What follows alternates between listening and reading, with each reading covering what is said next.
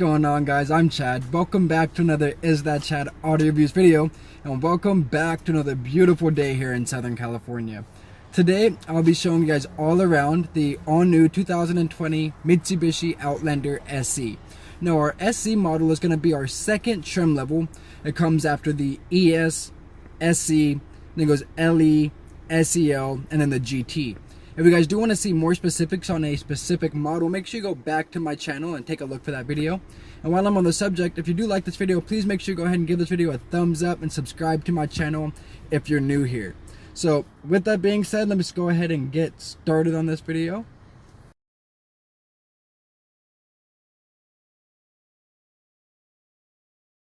I know a lot of you guys are probably wondering where I'm at exactly. Well, I'm actually in my favorite spot of this car. Let me show you guys. Check this out.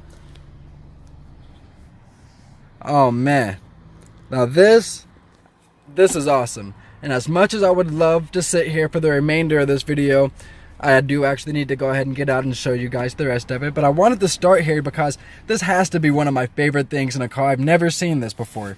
Look, you fold this front seat all the way down. Comes flat, and then I have an awesome space for my legs. This is awesome. Really can't beat that. I've never seen that before. But let's go ahead and jump out of this car and show you guys what you're here to see. So like I said, this is going to be the 2020 Mitsubishi Outlander SE. Now all of these models, everything except for that top of the line GT, is going to have this 2.4 liter inline 4 motor, which produces 166 horsepower and 162 feet-pound of torque. Gas mileage, you're going to get about 25 in the city and 30 on the highway, so about 27 combined. Gas tank is going to be 16.6 gallons. Now, going on to some of the looks and features of the car, you'll notice the car does have this beautiful LED daytime running light running along the bottom here, paired with the projector style headlight and the fog lights directly below all that. The front of this car, I'm a really big fan of. I think they did a really good job. Now, it looks just like it did on the 2019, but once again, I mean, I'm honestly a fan of it. I think it looks really good. Drop a comment and let me know what you guys think about that. Working our way on over to the side of the car, this car is equipped with 18-inch alloy wheels, and of course it has disc brakes on the front and the back of it. Another cool thing on the side of this car is the fact that these mirrors fold in and out automatically whenever you lock and unlock the doors, and it also has the turn signals mounted into the mirrors as well.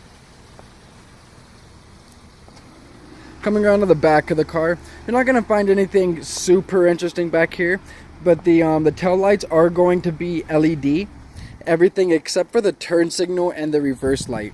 Now, speaking of the reverse light, I like where they replaced the reverse lights. They put them right down here at the bottom, and I guess this is actually becoming more popular to do, and the reasoning is so that the light is closer to the ground, so it illuminates the ground behind you a little bit better.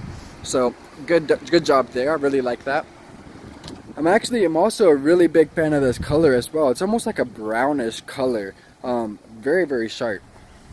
You can see in the back you have this SE badging right there.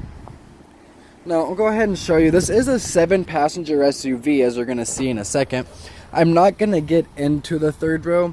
I have, and I can tell you about it. As you can see, first off, I'm 6'1", so obviously the third row is not meant for adults, but you can fit back there if that's something that you did need to do and you're 6 foot. My head barely hits the top.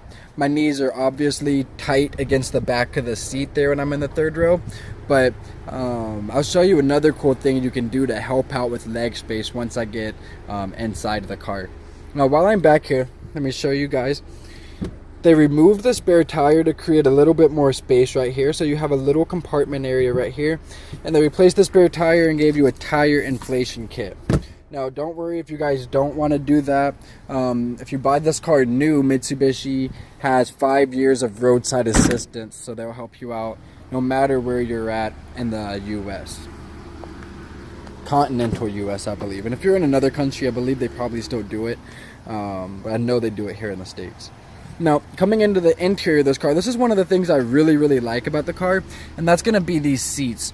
You can see you have your leather right here on the outboard section, and then you have this really nice cloth. It's a very premium cloth. As you can see, it's not just your run-of-the-mill typical cloth there. It looks really not aggressive, but looks really sharp. You can see that you have your cup holders right there in the middle.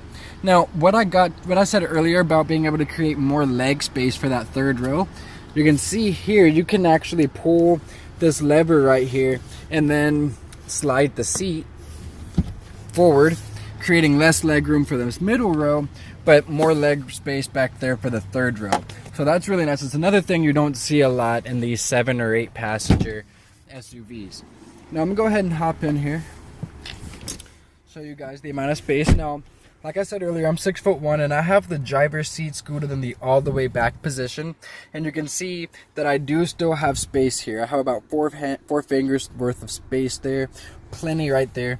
Go ahead and show you guys head space wise, shoulder space wise, very good. Head's not hitting, hair's not hitting, which is important. You want to keep your hair looking nice.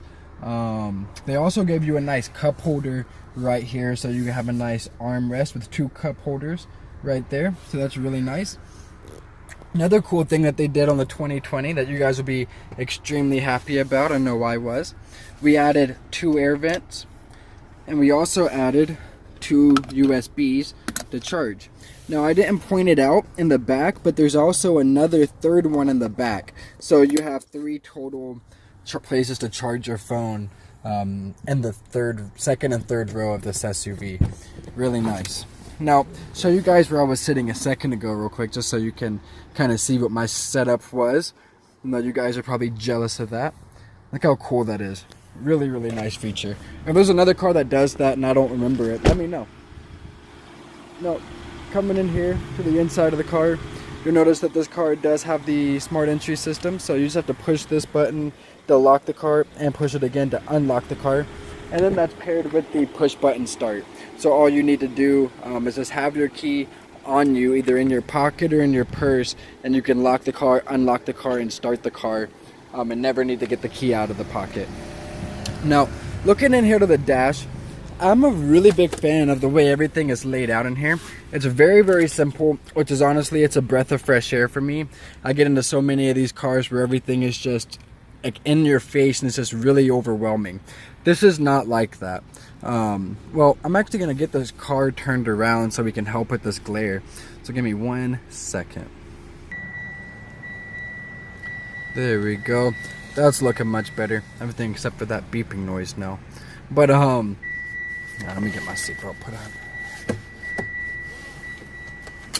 Okay, so as some of you guys may have heard, Mitsubishi has dropped the Rockford Fosgate audio system, and they have gone with just our Mitsubishi system. As you guys know, Mitsubishi is an electronics company, so we have really good sounding things. It's very crisp. I highly recommend you guys going in and checking that out.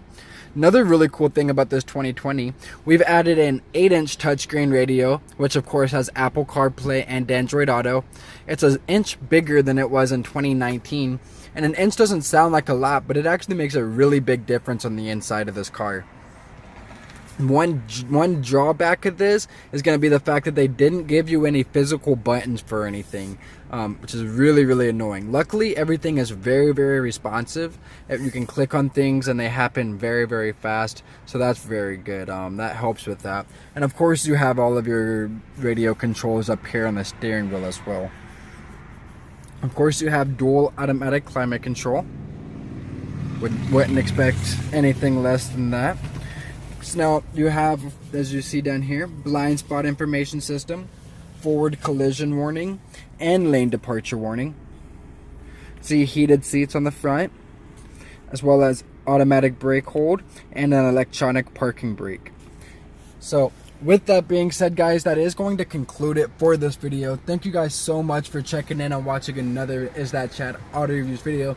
If you guys do want to see the test drive on this car, make sure you go to my channel and check out the very next video, because I'm going to be uploading that video directly after this. With that being said, thank you guys so much for watching, and if you haven't yet, go ahead and smash that subscribe button for me. Thank you, and I'll see you again next time.